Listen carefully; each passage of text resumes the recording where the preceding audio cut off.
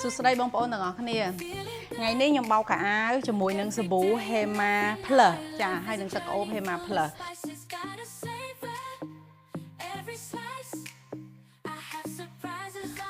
មានបងប្អូនខ្លះគាត់សួរខ្ញុំថាចេះ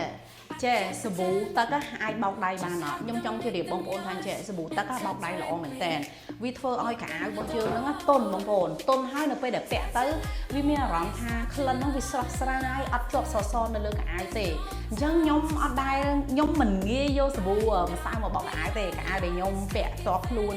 តែបន្តិចនិយាយទៅឬក៏ខោអាវថ្លៃល្អខ្ញុំតែងតែបោកជាមួយសាប៊ូទឹកទេពីព្រោះវាធ្វើឲ្យខោអាវខ្ញុំទន់ជាងសាប៊ូម្សៅបងប្អូនទាំងអស់គ្នាអញ្ចឹងយើងបន្ត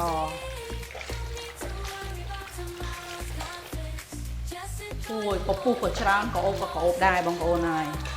ដូចខ្ញុំនិយាយអញ្ចឹងបរិមាណដែលប្រើគឺតិចជាងសាប៊ូទូទៅធម្មតាបើបងប្រើសាប៊ូគេមួយគម្របបងប្រើកុំឲ្យដល់មួយគម្របចា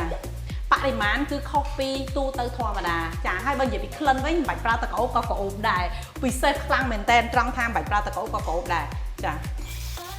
បោកខោអាវស្អាតហើយក្លិនក្រអូបល្អទៀតជាពិសេសគឺ brand ខ្មែរបងប្អូនបានប្រើប្រាស់ជាមួយនឹងផលិតផល brand យក្សាជា brand ខ្មែរស្មើនឹងបងប្អូនជួយឲ្យប្រជាពលរដ្ឋរបស់យើងមានការងារធ្វើជួយសេដ្ឋកិច្ចជាតិឲ្យរុងរឿងថែមទៀតចាអញ្ចឹងឥឡូវនេះខ្ញុំចូលដល់ការជម្រះតង់ទី2ហើយ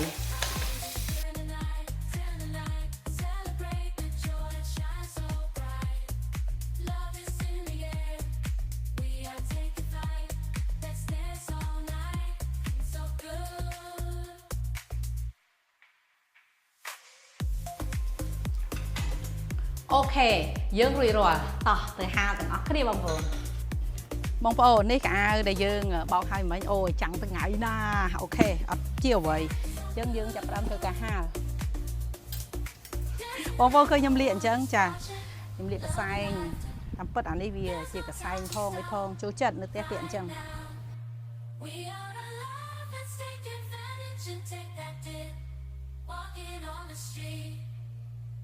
Feeling so free every moment.